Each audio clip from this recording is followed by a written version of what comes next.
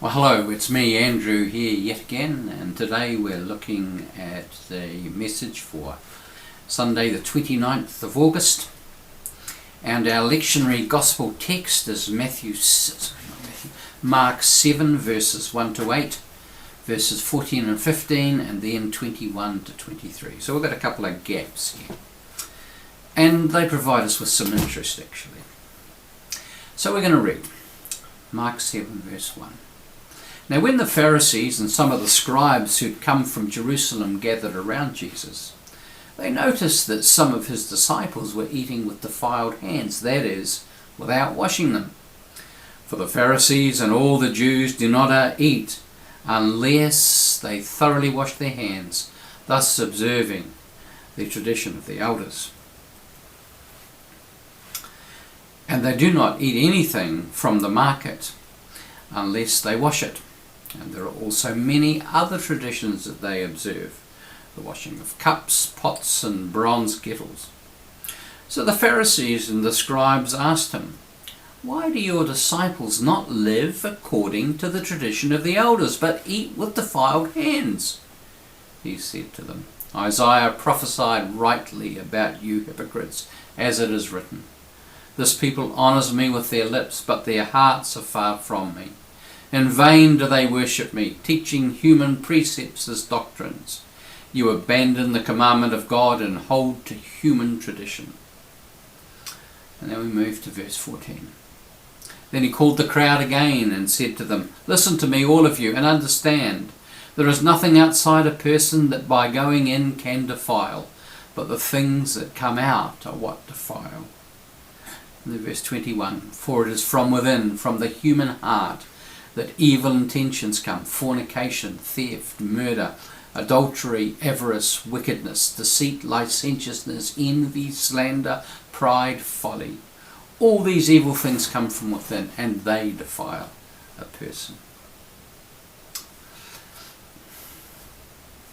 Well, I don't know how it strikes you, but my first reading of this makes it easy for me to imagine that Jesus, to coin a popular phrase, might be on the wrong side of history.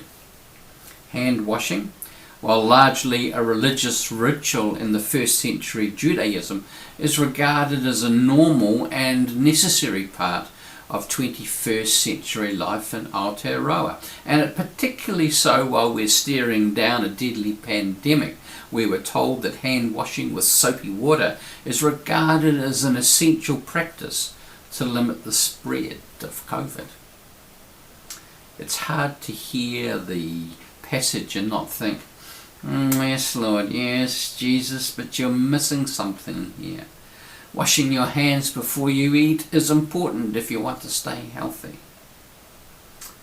For the most part, we're culturally conditioned to wash our hands after we've been to the toilet, after we've been out working with stuff with our hands, and before we eat. We're culturally conditioned to it. It's a strong expectation that this is what we're going to do.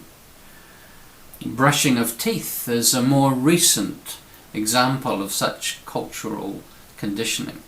It's been around for thousands of years, but not largely practiced until really the 20th century. Most people didn't look after their teeth in the way that we become obsessed with today.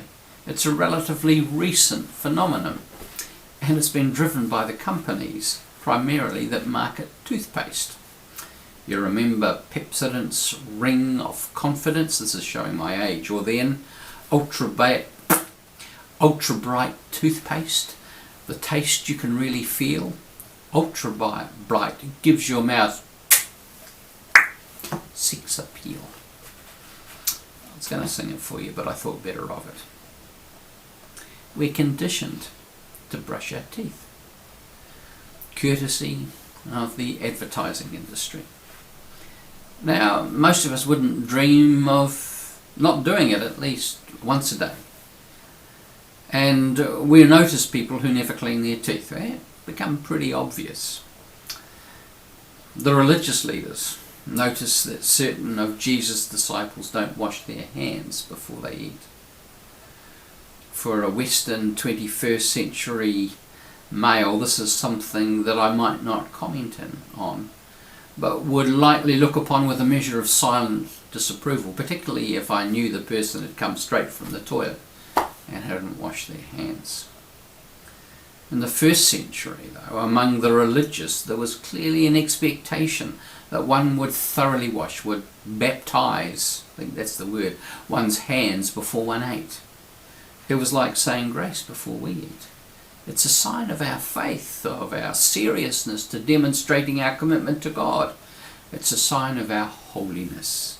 After all, cleanliness is next to godliness, is it not? And unlike our reticence to comment on other people's religious practices, these first century religious leaders saw themselves as a form of holiness police. How could God approve of or love these disciples of Jesus if they failed to recognize the importance of washing one's hands before one ate? But Jesus' response cuts to the heart of the issue. Well, a couple of issues actually. One is that is included in the part of the lectionary that we read from, and the other is part of the gospel that the lectionary skips over. So we're going to deal first with the bit that we read. Jesus is clear that whatever goes into our mouth cannot affect our moral character. What we eat, whatever goes into our mouths, with whatever the state of our hands, makes us no more or no less acceptable to God, no less or no more loved by God. It's what comes out of our mouths that Jesus is concerned about. What comes out of our mouths testifies to the state of our hearts and minds. It tells us and those around us who we really are. The attitudes, the judgments, the level of self-righteousness, selfishness, self-absorption, self-serving, the nature of who we really are on the inside. Not in our gut, in our heart, in the core, the essence of who we really are as human beings. It's this bit that God is concerned about. And Jesus too. We see that Jesus is concerned that we reflect an other focus to those around us. This isn't just all about me, all about us. Ultimately, it comes down to our capacity and willingness to love others, to seek the highest and best good of those in our orbit, rather than our insisting they conform to some holiness code that we might want to prescribe for them. The uncomfortable thing is that if we're honest with ourselves and we start to have a bit of an inventory, we discover that we have this tendency of making judgments of others and not of ourselves, and looking at the minor things within each of us. We're ready to judge others when they fail to make some standard that we imagine to be important, even though we may be more than willing to cut ourselves some slack when we fail to meet it ourselves. We're good at making excuses for ourselves, not doing what we expect of others. So this brings us to the first part of the text that the lectionary now skips over. In verse 9, then Jesus said to them, "You have a fine way of rejecting the commandment of God in order to keep your tradition. For Moses said, 'Honour your father and your mother,' and whoever speaks evil of father or mother must surely die.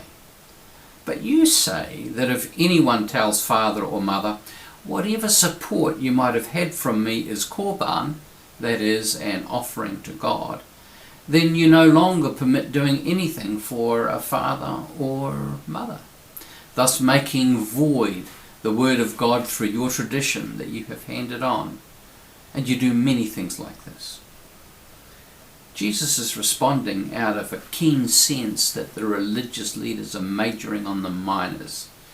It's kind of parallel to his call to remove the log from your own eye before you go hunting for the speck in the eyes of others. It's almost as if Jesus is saying, seriously?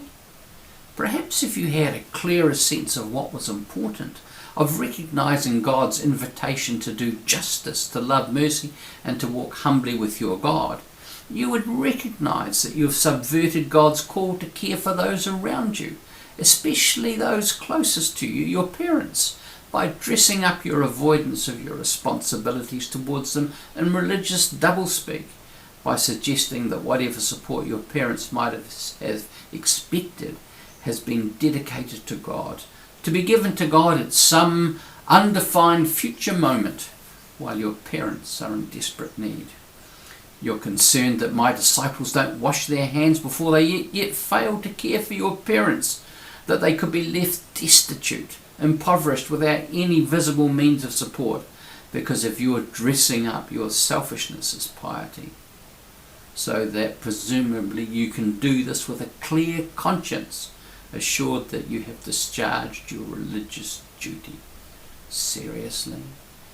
You think God is pleased and impressed with your pretended devotion to him, which you simply use as an excuse to avoid the inconvenient responsibilities you have towards those who brought you into the world, who nurtured you and gave you the place to stand that you now enjoy. Jesus' invitation to us is to have a clear-eyed understanding of who and where we are in the world, and what our responsibilities are towards God and towards those close at hand, our neighbours, because what it means, those who are close at hand, and often particularly our families. It's also about identifying our own blind spots and seeking the grace to recognise the tendency within each of us to be self-serving, and that in this it undermines our recognising the length and breadth and height and depth of God's call on our lives. We fail so often by focusing on the minutiae to see the big picture of all we're invited into, all we're invited to be part of, and the responsibilities that often attend that kind of picture of God's call in our lives. So, I hope this has been helpful in some way, perhaps a little bit challenging, and hopefully helpful. God bless you.